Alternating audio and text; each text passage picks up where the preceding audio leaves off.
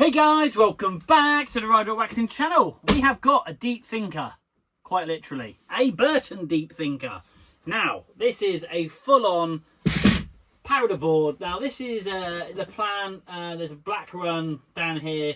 This is an off-piece section underneath the list. This is what this is built for.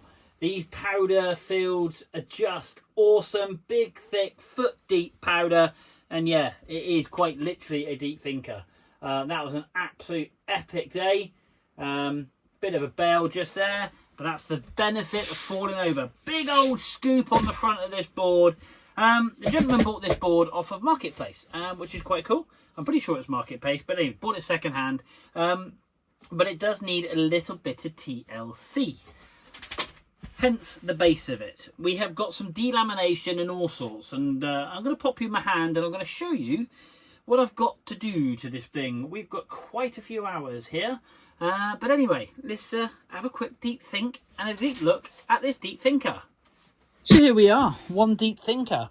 Kind of lovely, big old scoop there on the front. There we go, 157, big old tail, whale tail on the back as well. Great profile, really does kick up quite nicely. Nice little stomp pad, but you can see how far that is offset from the back. Look at that. That is what? Roughly 30 centimetres. You go to the front, it's quite a lot more. And bearing in mind, you're going to offset your bindings back as well as. So, you know, if you think back of your binding to there, back of your binding to there. Absolutely awesome. Love it, love it, love it. And I think this gentleman rode this board and fell in love with it with one of his mates. But, start at the front, you think, ooh, little beauty. Lovely, lovely. Typical little couple of P-Tex gouges that have been repaired before that's filled in, so the little mark won't unfortunately come out. It does need edging. Now, this is where we have a first problem. Just here, we have, if I grab my straight blade, so if we look down underneath there, we've got quite a big delamination, as you can see. So we've got to open that up, warm that up, and then squeeze this back down. A couple of little gouges all the way down through the board just here. Big old gouge just here. That is massive.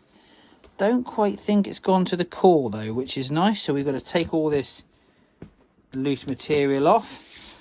And then you come down to the back. Same as happened here. We've got a big delam where the actual material's lifted. You can see just here it's all lifted out. There's a big old gouge mark. Now, let me just slide up the table a minute. Now, if you're ever clamping anything, this is like got a clamp mark here. Try and clamp it with a bit of plastic either side. We've got nasty gouges just here and here. And we've got a big... The base material is completely popped out, and we've got a complete delamination here as well. So we're going to basically trim this back, heat it up, cut it down, glue it, epoxy it, and then clamp it properly. Once it's all clamped, then we'll come in with a P-Tex and just finish all these bits off here. But really, got a nice big gouge just there. Other than the big gouges and the delaminations, it's not too bad, to be honest with you. And I think that's what's lovely. It's a savable board, and yet it will be ready for a shreddy. We just got to kind of just get these little areas here tidied up. So we're going to get on, pop you in the stand and have a go and get this thing looking banging. We're going to have a deep think about these big holes. Hey, let's go.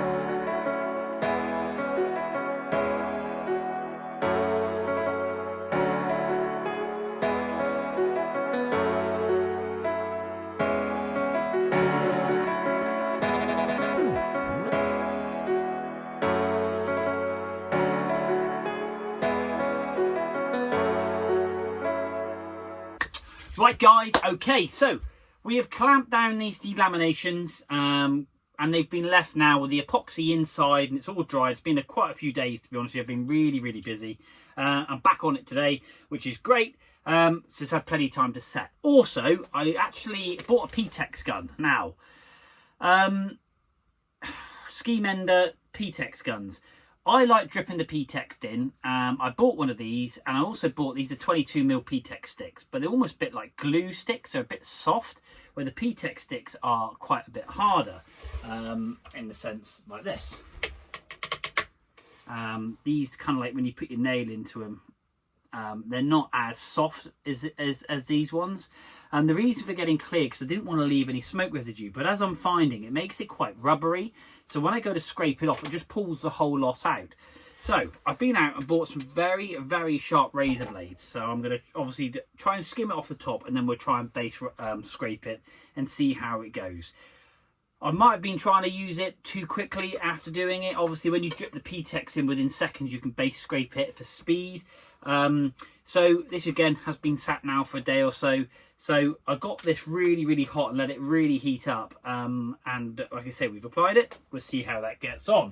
We'll either see that if that's a fail or not. Worst case scenario, I'll go back to just dripping it in. Got some big, deep, obviously gouges as you saw earlier. But more importantly, let's get these clamps off and have a quick detailed look and see how well that delamination, that bulge at the front, and that delamination where obviously it's spat the base material over, we've trimmed all that back and we've clamped it down. And again, always use, we've got old broken number plates. That way then that takes the impact mark from the actual G-clamps.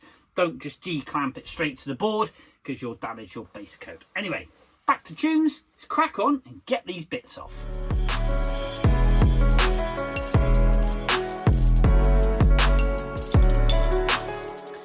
Right, that P-Tex gun is a pile of junk. Really do not rate it. If anybody from, was it Ski Mender RP 105 ski gun has got any feedback, we've got still a gouge in here, filled it up, and it literally, I've used a Stanley knife blade to scrape across the top of it, and it just pulls out. I've deep cleaned the base of this board as well, so there's no wax on there at all. P-Tex sits in there and it locks in and it's perfect. This is absolutely a load of rubbish. Sorry, but it really is. Give everything a chance in this life, and I'm not a negative person, but when you pay a lot of money to buy something and it just doesn't work, either it's got glue in it and they haven't supplied it with the P-Tex sticks, I don't know. But anyway, on a positive note, woohoo! Yeah, boy! Look at that. Now, this is just residue epoxy, just there. But that is lovely and flat. We've sealed all that in. That was spat over the edge. I am so pleased with that. So pleased. That has come up lovely. Yes, we've got to do P-Tex around here and tidy all this up and clean it again, etc. But that is perfect. We've trimmed it all off. We've got a lovely line all the way around. And yeah, banging. Up to the top one. Yes, we've still got a deviation in the rail. Can't do much about that. But that is now, both being dirty, is now nice and flat. And we've got it sealed in. So you've still got a deviation in the side rail. But the actual nice part of this is, that is completely flat with the board.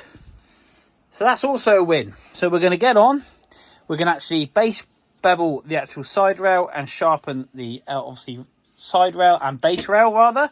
Once we've done that, we're going to deep clean the board again.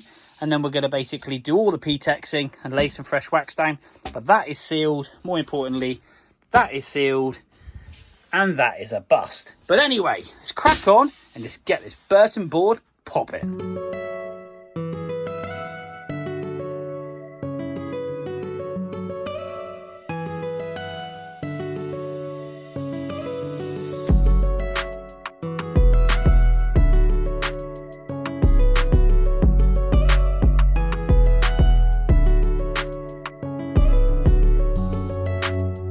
Right, so that's the rails done, guys and girls. Now, the side with the delamination, which is obviously this side, so the left hand, should I say, left hand side of the board, that rail was quite badly beaten. We've got a lovely, now consistent flow from tip to tail, and it is absolutely razor sharp. Now, because this is a directional board, normally what I would do is I would dull and tip the ends in quite considerably, so your contact points are here. But because the contact points are offset, what you want to make sure is, obviously, to reduce catching, we're going to dull the front because obviously that's technically going to be out.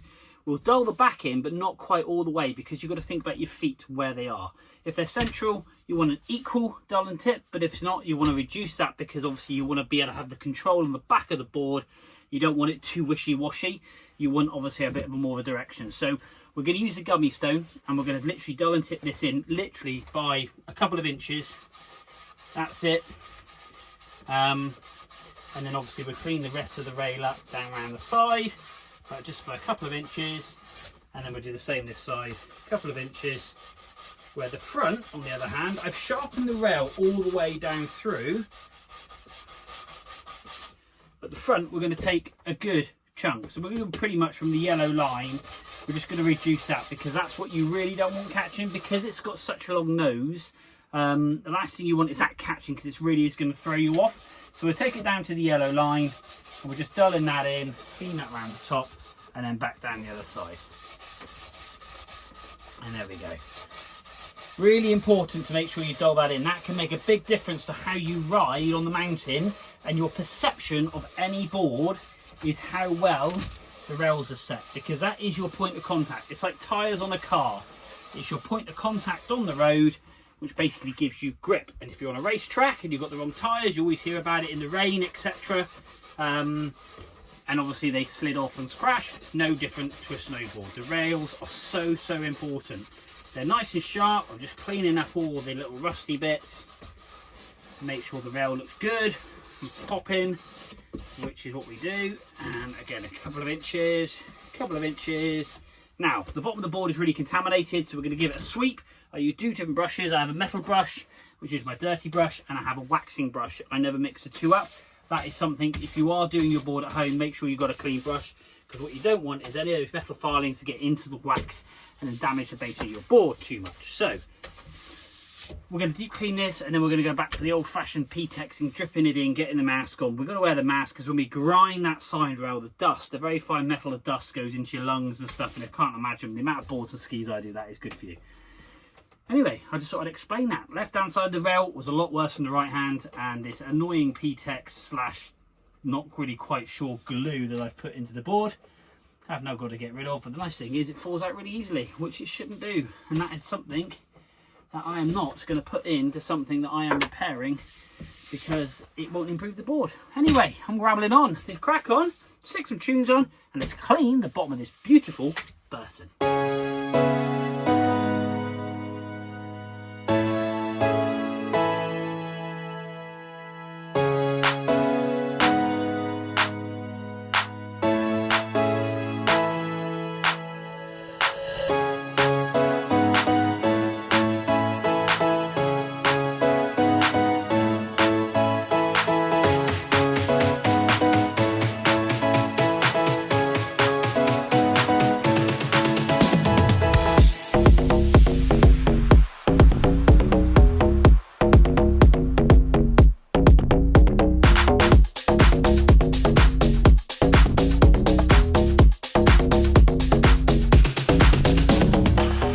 Okay guys, so this powder board monster by Burton is all done. The actual base of this board has come up lovely. We really deep cleaned this board, really deep cleaned it. Now, we did have 2 core shots here and here. Very pinpricks. It wasn't until I P-Texed them, and I think if you go back on the video on time lapse, I P-Texed them, and it opens those core shots up, because what it doesn't like is there's a void, and basically it will just keep making a hole, So you've got to get metal base, which is a different material, it's not metal, and you solder that into the actual base, sealing it, then you can P-Tex on top of it. But the hole was really small, so really annoying. I had to open the hole up slightly bigger for the simple reason to get the core shot in there, and then I could lay the P-Tex, because every time I laid the P-Tex it created a crater. I could not get it flat. A lot of work's gone into that. Delamination up the top here, we've got this lovely and flat here. There's still a curve in the rail, can't quite pull that out.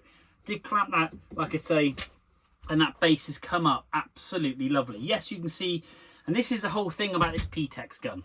P-Tex gun, I wanted to get it hot because it's clean and it's clear. When you drip P-Tex in, you've got to keep the blue flame. The minute you see an orange flame, it creates soot, and it discolours the P-Tex. It's so difficult to get an absolutely pure burn. It's just frustrating, because that's the reason I wanted this P-Tex gun for it to work, because you do see a bit of yellowing in the flat. It doesn't make any difference, it's just me being really fussy, especially on a clear white base. Now, there was a repair here that's done before. That's got PTEX. Now they've got loads of soot into this one, which you can see just there. And I don't get soot into mine. I just get a little bit of yellow discoloration because obviously it's burning and it's extremely hot. But the most important thing, it's flat and it's sealed. So no moisture is going to get between the two laminated covers and obviously make them separate.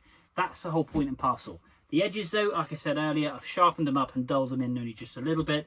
We're just going to clean up some top coat, which we're going to do now. And we're going to get on and get the wax off. So, no further ado, let's put you some tunes on. Let's crack on with this awesome Burton.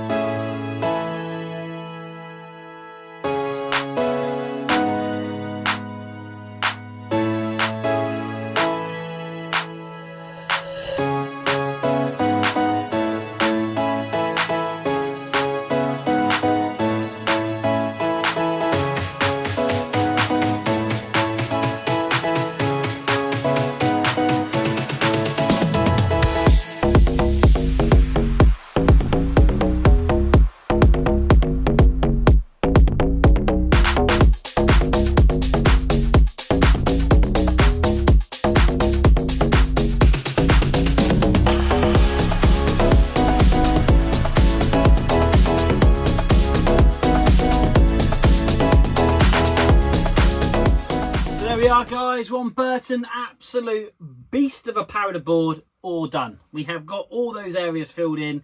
It's lovely and sharp, as I keep saying. We've detailed that top coat. That is looking banging.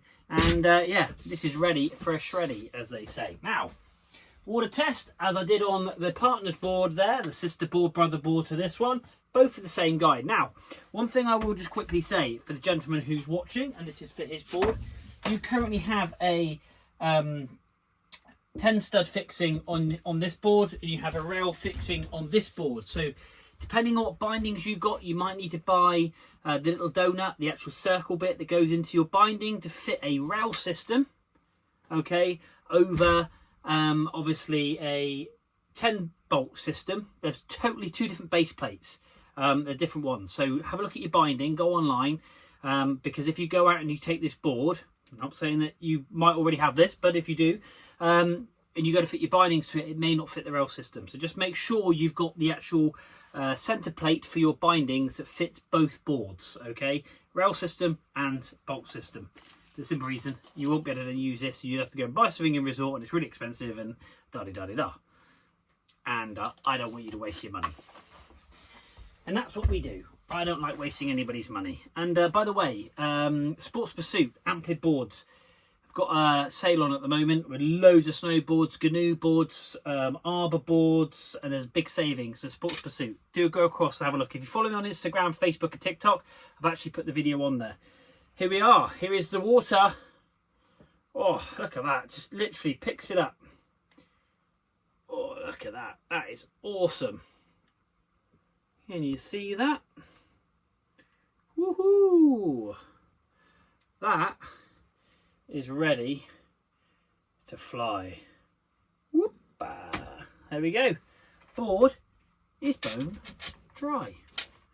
Awesome, guys. That has come up lovely. We've got those delaminations all sealed in. Yes, you can still see the remnants of them, but it doesn't matter. They're watertight, and that's what we do here at the Rider Waxing Workshop. Bring boards with a lot of love, care and attention. So guys, that's it. Another board done in the Rider Waxing Workshop. Hit like, hit subscribe, share with your friends. Until next time, we will see you soon.